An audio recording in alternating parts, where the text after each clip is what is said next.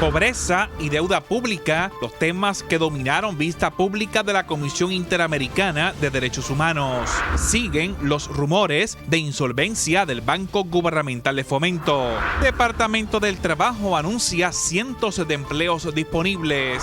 Empresa reinicia viajes de trenes tras accidente fatal. Revelamos hoy datos sobre las canonizaciones en las que ha participado el Papa Francisco. Esto y más en esta edición estelar de Noticias 13.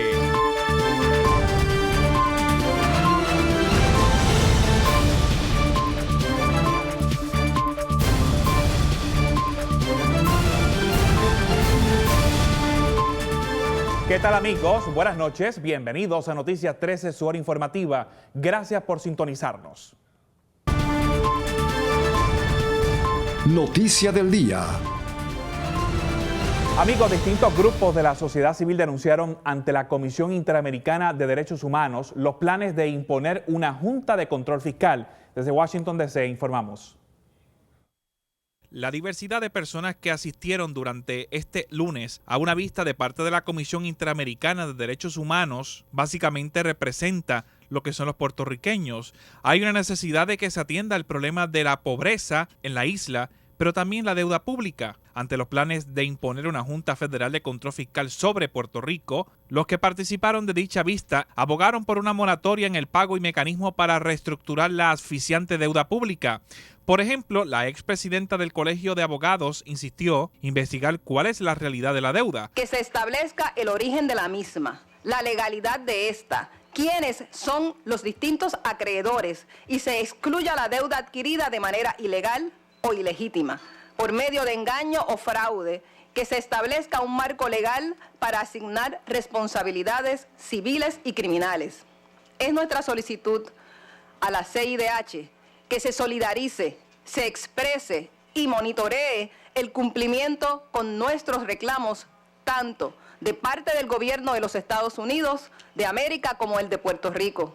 Solicitamos que esta comisión reafirme que Puerto Rico atraviesa por una grave crisis de derechos humanos y que ninguna medida que se tome para resolverla puede ser a costa de la renuncia al disfrute de los derechos de las personas en nuestro país. Por otro lado, el también abogado Osvaldo Burgos, quien representó en el país a Amnistía Internacional, dijo que Puerto Rico está sumido en una gran crisis económica, que al momento no se ve luz al final del camino. El país se encuentra en una situación de profunda crisis económica y política.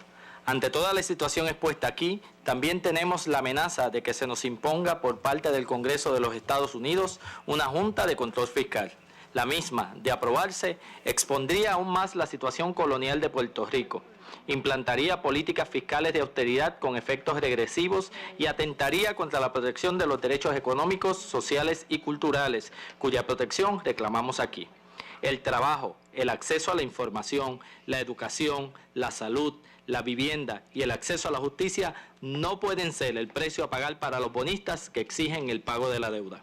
El gobierno de Puerto Rico tiene que asumir sus errores de políticas y decisiones fiscales desastrosas, pero también los Estados Unidos, mediante sus distintas ramas, deben asumir su parte de responsabilidad en esta crisis. Por otro lado, el secretario de Asuntos Públicos de la Fortaleza, Jesús Manuel Ortiz, admitió e hizo público en el ámbito internacional la situación en la que se enfrentan todos los puertorriqueños que viven en la isla. Aprovechamos esta oportunidad para dar a conocer a la comunidad internacional la crisis fiscal y humanitaria que Puerto Rico enfrenta y sus repercusiones en la salud, seguridad y bienestar de sus habitantes. Nos unimos a los esfuerzos de las organizaciones convocadas para solicitar apoyo internacional en nuestro reclamo al Congreso de los Estados Unidos para que asuma su responsabilidad y nos brinde un trato digno, igualitario y responsable que merecemos los 3.5 millones de ciudadanos y ciudadanas estadounidenses que residimos en Puerto Rico. Puerto Rico está en una situación fiscal y económica crítica, no tiene acceso al mecanismo de quiebra y no puede acudir a los mercados financieros para tomar dinero prestado. El impago es inminente. De hecho, la economista Ann Krieger, pasada jefa economista en jefe del Fondo Monetario Internacional, y su equipo concluyeron que nuestra crisis económica y fiscal es sistémica y que la deuda es impagable sin medidas significativas de reestructuración. Los temas discutidos por dicha comisión fueron el acceso a la información, trabajo, educación, salud, vivienda, todos de una manera u otra relacionada a la pobreza que va en aumento en Puerto Rico y a la situación de la deuda pública. Les informó José Ángel Cordero. Gobierno. La presidenta del Banco Gubernamental de Fomento, Melba Acosta, aseguró hoy lunes que al presente se realizan múltiples gestiones para evitar que se nombre un síndico en esa institución. Explicó que por ley ante una insolvencia la única alternativa sería nombrar un síndico y explicó que la gestión básica de este tipo de gestores es tomar los activos que queden del Banco Gubernamental de Fomento para vender los que pueda vender. Acosta, por otro lado, rechazó que en el banco las contrataciones de servicios profesionales se han disparado este cuatrenio.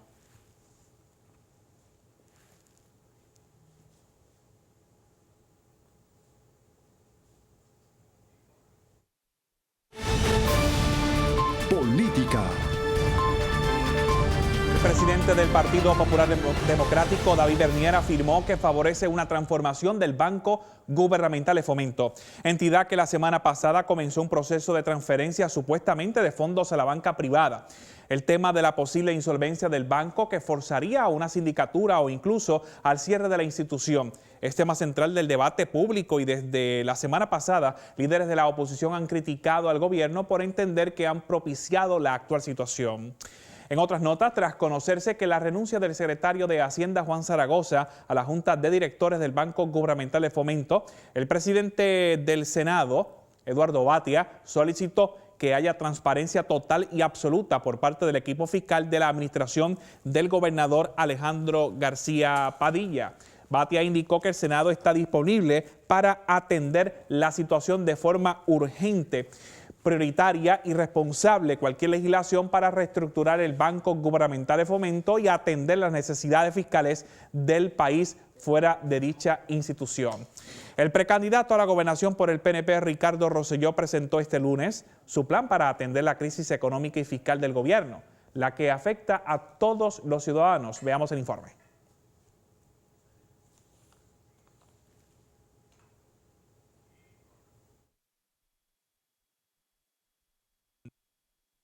Ante los fuertes rumores del impago por parte del gobierno en las próximas semanas a sus acreedores, uno de los precandidatos a la gobernación, en esta ocasión por el PNP, Ricardo Rosselló, presentó su plan. Esto para, según él, evitar, atender la crisis crediticia, pero sin irnos a quiebra. Si por una parte le estás diciendo a los acreedores, vamos a sentarnos en la mesa y buscar oportunidades y alternativas que sean de beneficio para todos, pero por el otro estás yendo al Congreso a pedirle instrumentos para dejar de pagar tus responsabilidades, lo cierto es que mina la credibilidad. Hago un llamado a Alejandro García Padilla, hago un llamado a David Bernier, le hago un llamado al presidente de mi partido, Pedro Pierluisi, a que desistan de seguir en esta estrategia de llevar a Puerto Rico a la quiebra, porque nos aleja más aún de una negociación de buena fe con los acreedores de Puerto Rico. La exhortación mayor la hizo al gobernador Alejandro García Padilla, quien dijo tiene que actuar de forma inminente. Le recomiendo al gobernador que empiece desde ya, porque quedan apenas 25 días para el próximo pago de la deuda, que empiece siendo transparente durante todo este proceso sobre los estados financieros de Puerto Rico. En segundo lugar, tiene que haber una reforma gubernamental. Tiene que haber un plan de cómo se va a ejecutar esto. Si simplemente estamos pidiendo una bala mágica, no vamos a resolver el problema.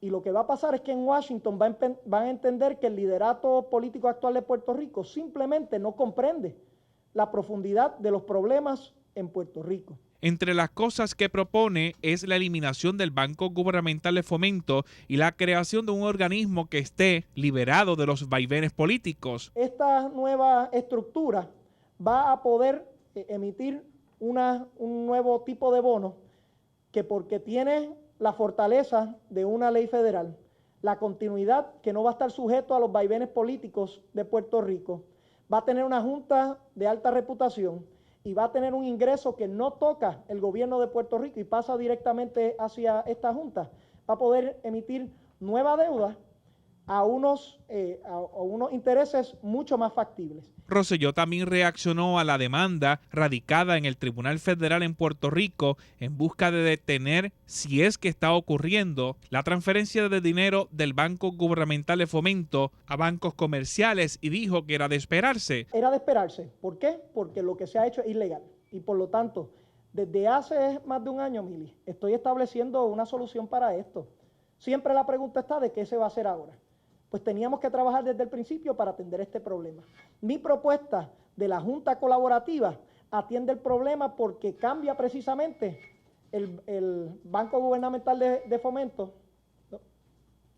Esto lo transforma hacia la Junta y hacia el Puerto Rico Debt Management Authority que proponemos. Por otro lado, señaló que de resultar electo junto a Jennifer González como comisionada residente, esta en los primeros días de sesión estaría radicando el acta de admisión como el estado número 51, mientras que él estaría aprobando legislación para conseguir el voto presidencial a los puertorriqueños. Va a someter en los primeros días como congresista un proyecto de admisión, un acta de admisión para Puerto Rico, para que Puerto Rico se pueda convertir en estado. Y aquí, de manera local, vamos a pasar legislación para habilitar el voto presidencial hacia los comicios del 2020. Son todas estas cosas las que se tienen que trabajar en conjunto para tener una visión a corto plazo, pero no olvidarse de lo que tenemos que hacer para sacar a Puerto Rico de la situación en que estamos. Desde Guaynabo, Irán Delgado Vélez, José Ángel Cordero, Noticias 13. Agenda.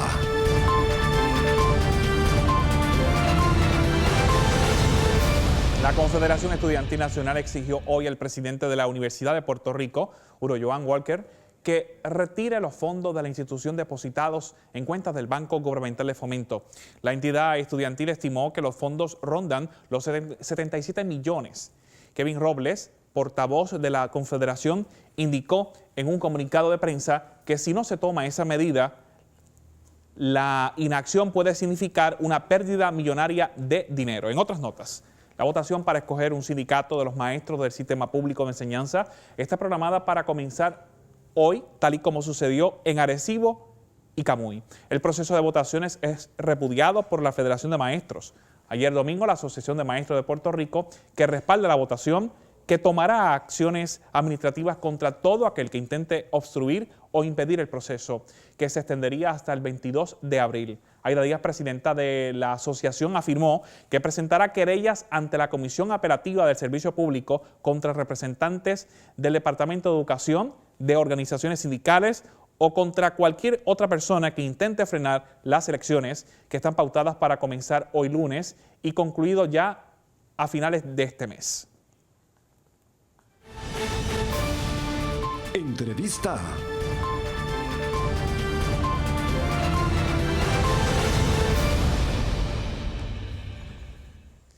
Bueno, amigos, hay un tema muy importante que queremos destacar y es el que hemos llamado Sigue, no te quites, de AMSCA. Nos acompaña el subdirector de dicha agencia, Pedro Morales. Gracias por estar con nosotros. Bienvenido. Gracias. ¿De qué se trata esta nueva campaña de AMSCA y por qué surge? Esta campaña surge del interés que tiene la administradora de mejorar las condiciones en que se le da tratamiento a las personas que padecen de adicción a opiáceos a través de los centros de metadona. Es un esfuerzo dirigido a que ellos reciban un mensaje de que nosotros queremos su bienestar. ¿Y cómo lo vamos a hacer? Pues, que el ambiente en que reciben los servicios se renueva. Se cambian los colores, se mejora la iluminación, se adornan las paredes con mensajes bien diseñados, positivos, se crean unos folletos informativos para compartir todo tipo de información relativa a su tratamiento y a su bienestar, y se crean además unos cortometrajes donde se va a estar llevando este tipo de mensajes de una manera muy bien realizada, con una con una programación que les permita a ellos, mientras están esperando por los servicios, pues van a estar recibiendo continuamente mensajes sobre los beneficios del tratamiento, sobre el tratamiento adecuado a las mujeres embarazadas, sobre las distintas alternativas que ellos tienen para lograr su superación. Estamos hablando entonces de un esfuerzo educativo que va a impactar a esa persona que ya tomó la decisión de quitarse de la droga, pero que es un proceso lento, pero que hay que llevarlo para poder lograr salir. Seguramente, y los queremos motivar, porque ese tratamiento requiere que la persona esté yendo todos los días a un espacio. Pues mire, ese espacio debe ser lo más colorido, lo más adecuado posible, que invite a que la persona regrese cada día. Estamos hablando entonces de un espacio familiar que se convierta en su segunda casa durante este proceso de tratamiento. Y además, pues se estimula también al empleado, que de hecho estamos tratando de impactar también con adiestramiento al personal, nuevos adiestramientos al personal que los va a atender, y se añade un programa que se llama voluntariado incentivado, donde algunos de ellos van a tener la oportunidad de aportar al trabajo que se hace en el centro y recibir un estipendio que los motiva y también les sirve como historial de trabajo, como un expediente que pueden presentar cuando vayan a solicitar empleo. Si hay una persona que está loco por salirse del mundo de las drogas, pero tal vez pues no ha logrado tener un contacto positivo en estos centros, puede comunicarse con AMSCA para que los ayude a que ahora se eduque un poco más sobre el cambio que está proponiendo AMSCA. Definitivamente, ahora puede llamar al 1-800-981-0023, 1-800-981-0023, que es el teléfono de la línea Paz de AMSCA. Así que, y 24 horas. 24 horas, 365 días a la semana. Esperamos que sea todo un éxito esta nueva visión de AMSCA. Sabemos que en otros países ha sido clave en el proceso de tratamiento en contra de las drogas, pero por un proceso que se convierte en la segunda casa, y después muchas de estas personas pasan a convertirse en consejeros también de los que quieren salir. Suele suceder también. Sí. Amigos, continuamos con Noticias 13. A regreso de la pausa, Departamento del Trabajo anuncia miles de empleos disponibles aquí en Puerto Rico. Además, empresa reinicia viajes de trenes tras accidente fatal. ¿Dónde ocurrió? Le contamos en solo minutos. Y en los deportes comenzó el mejor béisbol del mundo, el béisbol de las Grandes Ligas. Los campeones iniciaron ganando, los Reales de Kansas City. Vamos a resumir esa jornada inaugural, mientras estaremos hablando del baloncesto superior, la NCAA, y esta noche juega el juego final. Estaremos comentando sobre eso, mientras que las criollas aseguraron la primera posición en el voleibol femenil. Esto y mucho más en nuestras sesiones deportivas. Así que no cambie de canal, somos el Canal 13, somos el Grupo RTC. Noticias 13, regresa ya. No hay excusas. Estamos en Facebook, Twitter y YouTube. Búscanos. Noticias 13 PR.